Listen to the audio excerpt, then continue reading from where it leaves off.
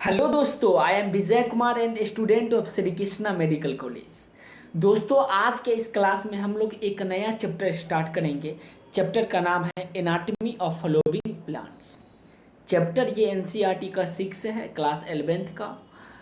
तो आप निकालिए और मैं इसकी प्रत्येक लाइन को आपको बताऊंगा और काफ़ी डिटेल से पढ़ेंगे। और इस चैप्टर का वेटेज 2 से 3, कभी कभी 4 मार्क भी का सवाल इस चैप्टर से पूछा जाता है। तो आपके नीट पॉइंट ऑफ व्यू से ये जो चैप्टर है गेम चेंजर साबित हो सकता है। तो चलिए, आज का क्लास एक इस दुनिया के सबसे बड़े अमीर आदमी जिनका नाम बिल गेट्स है उनके एक शब्द से स्टार्ट करता हूँ। उन्होंने कहा था, यदि आप गरीब घर में जन्म लिए हैं तो इसमें आपकी कोई गलती नहीं है, लेकिन ये आप गरीब रहकर ही मर जाते हैं तो इसमें सिर्फ और सिर्फ आपकी ही गलती है।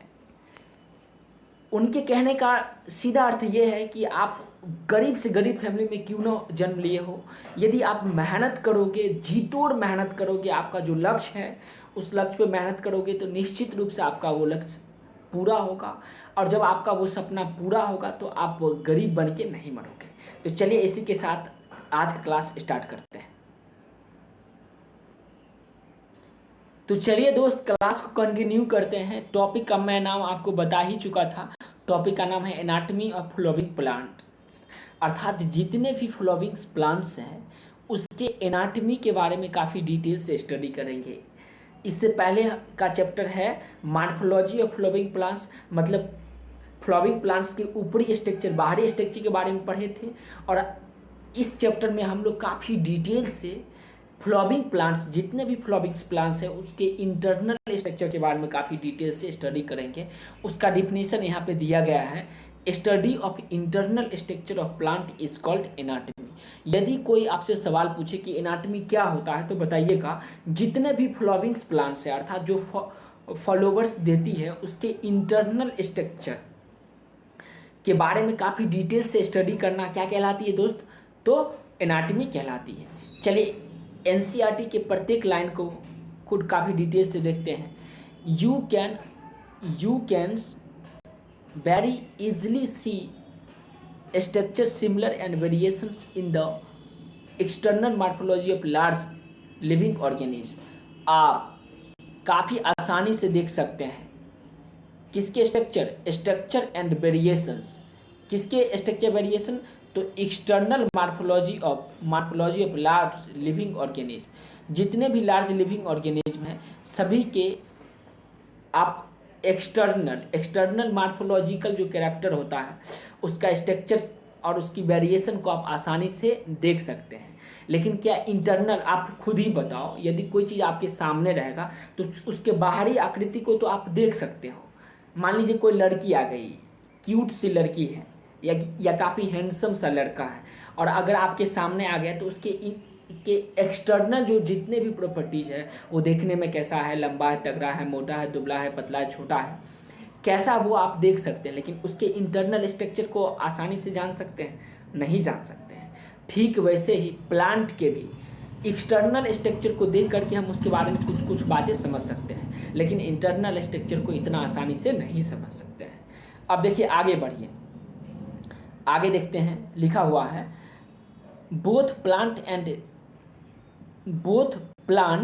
And animals similar, both plant and animal similarly if we were to study the internal structure one also find several similarity as well as difference।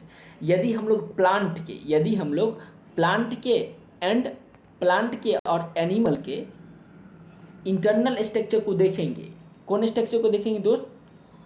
Study of internal structure. अगर उसके इंटरनल स्ट्रक्चर को study करेंगे तो उसमें कुछ similarity पाया जाएगा, several similarity होगा और कुछ डिफरेंस होगा। अब सिमिलरिटी क्या होगा और डिफरेंस, कुछ समानता होगी, प्लांट के और एनिमल के इंटरनल स्ट्रक्चर में कुछ समानता होगी और कुछ डिफरेंस होगा। उसी के बारे में काफ़ी डिटेल से हम लोग इसमें पढ़ेंगे। This chapter introduce you to the internal structure and functional organisation of higher plant. इस चैप्टर में आपको इंट्रोड्यूस करवाया जाएगा हायर प्लांट के इंटरनल हायर प्लांट के इंटरनल स्ट्रक्चर, हायर प्लांट के इंटरनल, यहाँ पर दिया गया है internal structure and functional organisations of higher plant. जितने भी हायर प्लांट हैं उसके इंटरनल स्ट्रक्चर और फंक्शनल ऑर्गेनाइजेशन के बारे में इस चैप्टर में काफ़ी डिटेल से बताया गया है। नेक्स्ट पॉइंट कुछ देर पहले भी हम लोग देखे थे, उसका डिफिनेशंस, बहुत इंपॉर्टेंट लाइन है। Study of internal structure of plant is called anatomy. यदि आपसे कोई पूछा जाएगा, मैं आपसे ही पूछ रहा हूँ कि प्लांट के इंटरनल स्ट्रक्चर के बारे में स्टडी करना क्या कहलाती है दोस्त, तो बताएंगे एनाटमी कहलाती है। Plant have cells on the basic unit. Plant के पास सेल होता है, जो उसका क्या होता है, बेसिक यूनिट होता है।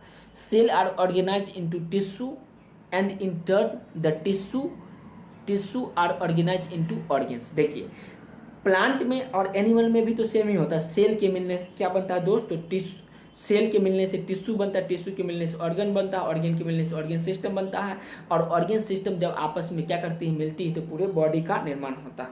ठीक वैसे ही क्या होता है, प्लांट में भी होगा। प्लांट के सबसे बेसिक यूनिट को हम लोग क्या बोलेंगे दोस्त, सेल बोलेंगे।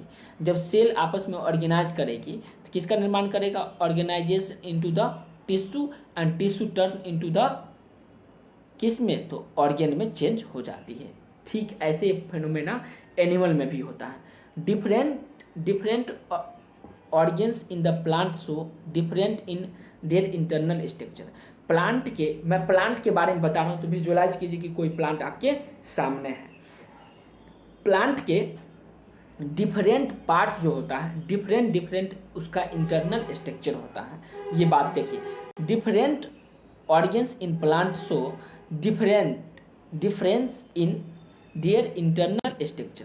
उसके इंटरनल स्ट्रक्चर में क्या होती है, डिफरेंस होती है, मतलब विषमता होती है। क्या होती है दोस्त, विषमता होती है।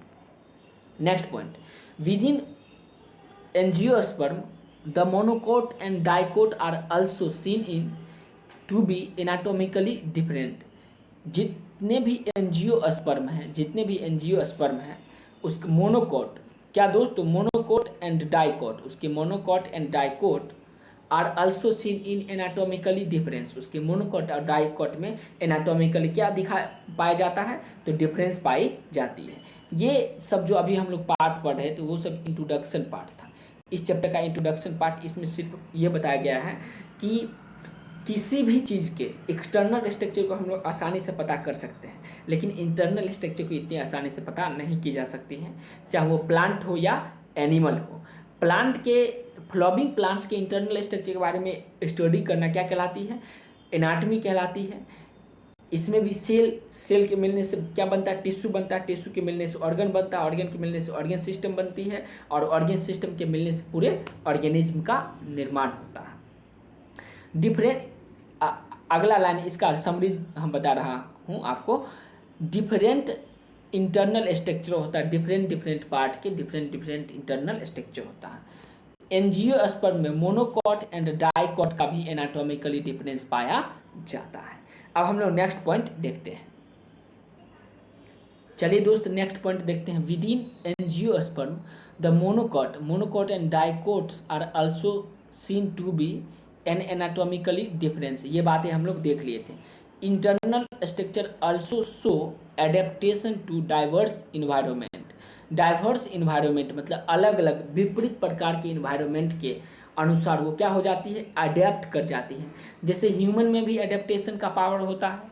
जैसे मान लीजिए उदाहरण के तौर पे आप पहले मान लीजिए गांव में रहते थे और अभी आप शहर में आए हैं, तो शुरू के टाइम में आपको यहाँ मन नहीं लगा होगा, लेकिन धीरे धीरे अब यहाँ आपको मन लगने लगा। तो इसका मतलब क्या हुआ, आप यहाँ के अनुसार, यहाँ के वातावरण के अनुसार अडेप्ट कर गए हैं। या कहीं नया जगह जाते हैं, कोई नया दोस्त मिलता है या कुछ भी नया जब आता है तो उतना बढ़िया नहीं लगता, लेकिन धीरे धीरे उसके प्रति हम लोग क्या हो जाते हैं, अडेप्ट हो जाते हैं।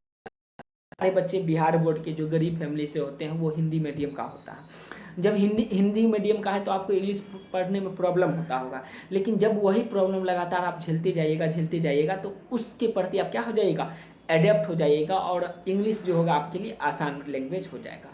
तो उम्मीद करते हैं ये बात समझ में आया होगा कि इंटरनल स्ट्रक्चर जो होता है वो एडेप्ट कर जाती है किसके अनुसार, तो इन्वायरमेंट के अनुसार एडेप्ट कर जाती है। इस लाइन का मीनिंग यही, ये जो लाइन है इस लाइन का मीनिंग यही है। अब इस चैप्टर में हमको क्या क्या बातें पढ़ना है, तब पहला टॉपिक पढ़ना है द टिश्यू के बारे में। क्या पढ़ेंगे दोस्त, टिश्यू के बारे में। दूसरा टॉपिक पढ़ेंगे द टिश्यू सिस्टम के बारे में। तीसरा टॉपिक पढ़ेंगे एनाटॉमी ऑफ डाइकोटाइलिडीनियस एंड मोनोकोटाइलिडीनियस प्लांट। मोनोकोटाइलिडीनियस और डाइकोटाइलिडीनियस प्लांट का एनाटॉमी पढ़ेंगे, उसका सेकेंडरी ग्रोथ पढ़ेंगे। और ये सभी जितने भी टॉपिक है ये सभी टॉपिक मिला करके करीब 3 से 4 सवाल प्रत्येक साल पूछा जाता है, इसीलिए ये चैप्टर आपके लिए गेम चेंजर साबित हो सकता है। तो उम्मीद करते हैं आज का क्लास आपको समझ में आया होगा। यदि कोई प्रॉब्लम हो तो कमेंट बॉक्स में बताइए। वीडियो अच्छा लगा तो लाइक कीजिए और मन करे तो चैनल को सब्सक्राइब कर लीजिए ताकि इस तरह का वीडियो आपको मिलते रहे। और तब तक खुश रहिए और खुशियाँ फैलाते रहिए। फिर मिलते हैं नेक्स्ट वीडियो के माध्यम से। धन्यवाद दोस्तों।